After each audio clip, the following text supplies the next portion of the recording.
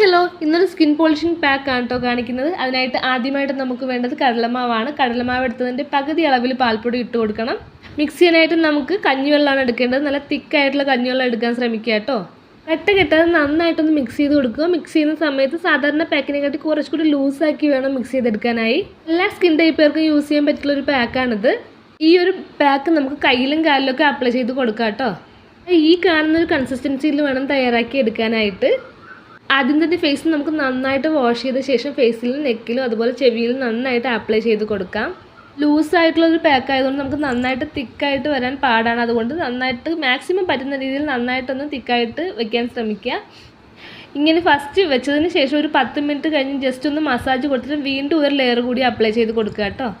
ഈ ഒരു പാക്ക് നമുക്ക് ആഴ്ചയിൽ 3 ദിവസം യൂസ് ചെയ്യാൻ പറ്റുന്നതാണ്.